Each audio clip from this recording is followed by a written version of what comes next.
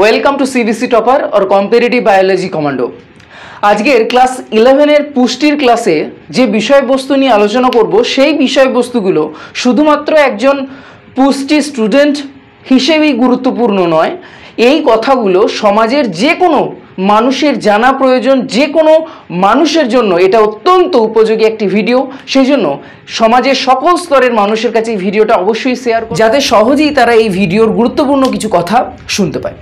ব্যাপারটা হচ্ছে, আমাদের সোসাইটিতে মানে সমাজে অনেক কিছু প্রচলিত আছে যেগুলো হয়তো তার কোনো বৈজ্ঞানিক ভিত্তি নেই, এবং এইরকম অনেক কিছু কুসংস্কার আছে যেগুলো মেনলি আমাদের খাদ্য নিয়ে। এবং বুঝতেই পারছেন যে খাদ্য নিয়ে যখন কুসংস্কার ছড়ায় তখন সমাজের একটা শ্রেণীর মানুষ শারীরিকভাবে দুর্বল হয়ে পড়ে। এখন কোনো মানুষ যদি শারীরিকভাবে দুর্বল হয়ে পড়ে তাহলে কিন্তু সেই সমাজ ক্রমাগত পিছিয়ে যেতে থাকে, সেই সমাজের উন্নয়ন কিন্তু বাধাপ্রাপ্ত হয়। সেই রকমই 10টি কিছু খাদ্য সংক্রান্ত বা পুষ্টি সংক্রান্ত কিছু ভ্রান্ত ধারণা নিয়ে আজকের ক্লাসে আলোচনা করব। সেরকম 10টি ভ্রান্ত ধারণার মধ্যে প্রথম ভ্রান্ত ধারণাটি হলো রসুন নাকি উচ্চ রক্তচাপ নিরাময় করে। ভ্রান্ত যে ধারণাগুলো রয়েছে সেই ভ্রান্ত ধারণার প্রথম ধারণা, যেটা আমাদের সোসাইটিতে বেশ প্রচলিত, যে রসুন উচ্চ রক্তচাপ নিরাময় করে।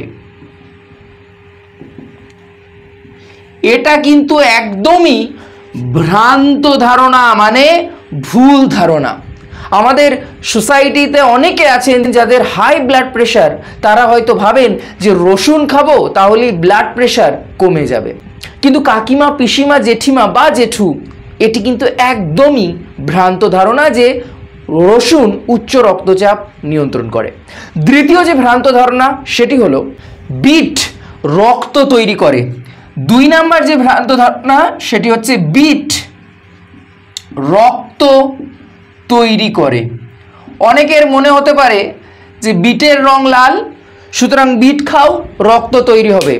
বেদানার রং লাল, বেদানা খাও একদম রক্ত তৈরি হবে। কিন্তু বিট খেলে যে রক্ত তৈরি হয় এটি একদমই ভ্রান্ত ধারণা, এর কোনো বৈজ্ঞানিক ভিত্তি নেই। 3 নাম্বার যে ভ্রান্ত ধারণা সেটি হলো অ্যালুমিনিয়াম পাত্রে খাদ্য রান্না করলে নাকি ক্যান্সার হয়। কি বললাম? অ্যালুমিনিয়াম পাত্রে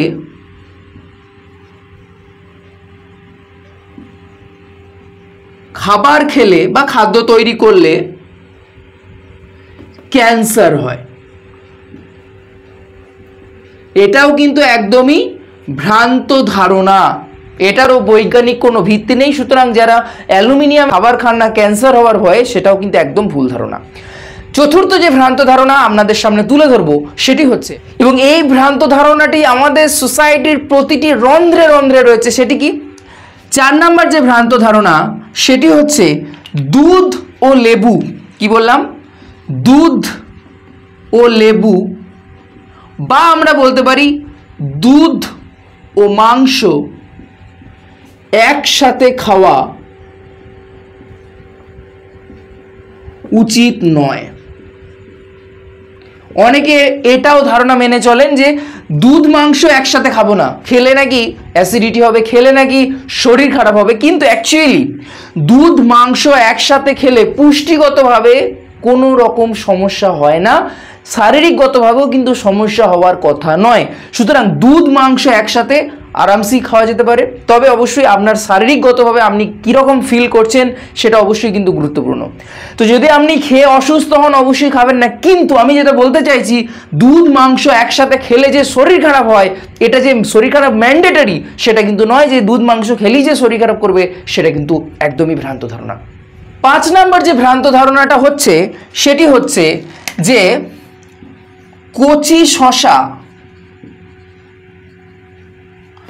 লবণ ছাড়া খাওয়া উচিত নয়।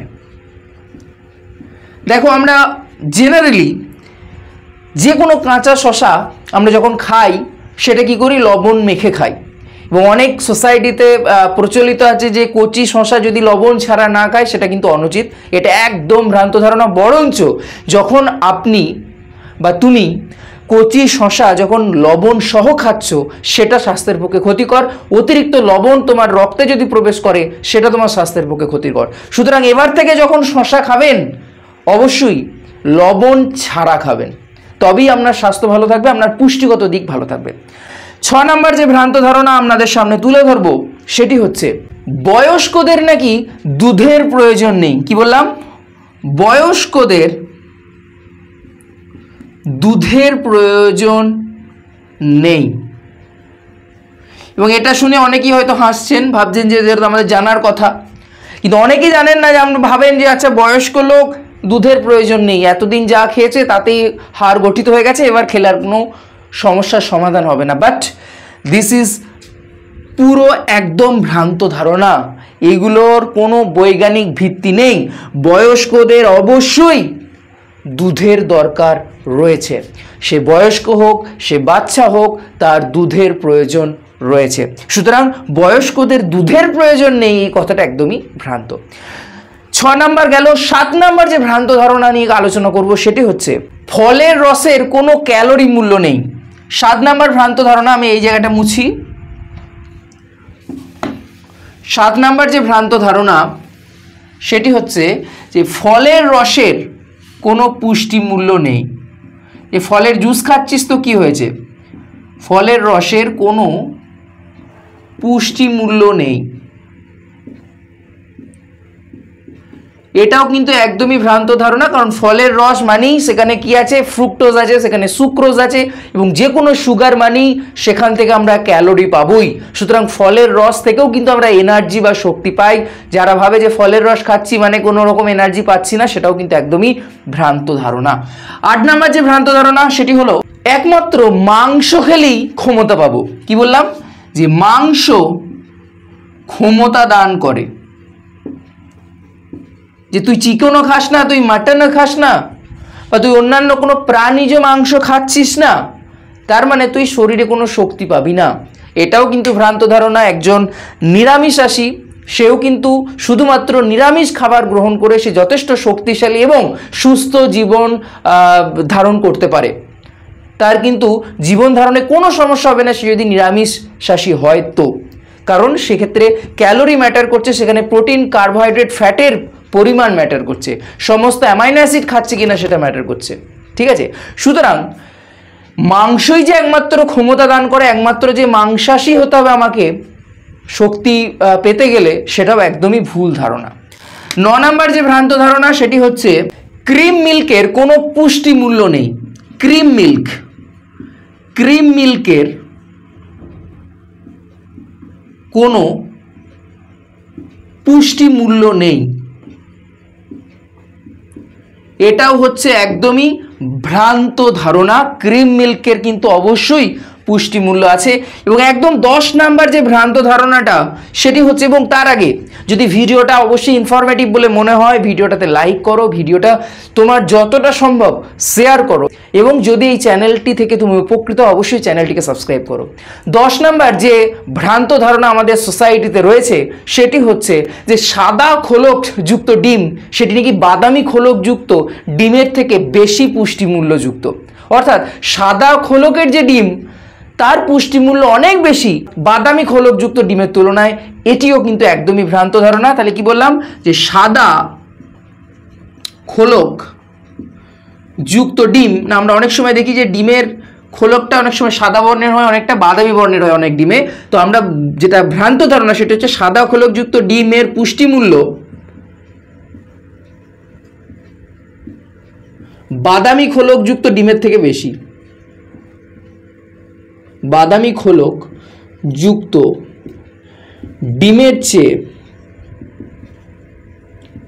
বেশি, এটিও কিন্তু একদমই ভ্রান্ত ধারণা, কারণ এদের কোনো বৈজ্ঞানিক ভিত্তি নেই। এরকম হাজারো কুসংস্কার রয়েছে কিন্তু খাদ্য নিয়ে। তোমার যদি এছাড়াও অন্য কোনো কুসংস্কার জানা থাকে অবশ্যই কমেন্ট সেকশনে জানিও, আমি বিশ্লেষণ করব যে অবশ্যই সেটা আমাদের সোসাইটিতে কতটা ক্ষতিকারক বা কতটা আমাদের সোসাইটিকে সেই লাইফস্টাইল বা সেই কুসংস্কারটা এফেক্ট করছে। তো অবশ্যই দেখা হচ্ছে পরের ক্লাসে, ততক্ষণ ভালো থাকো, সুস্থ থাকো এবং ভিডিওটি কেমন লাগলো অবশ্যই কমেন্ট করে জানিও।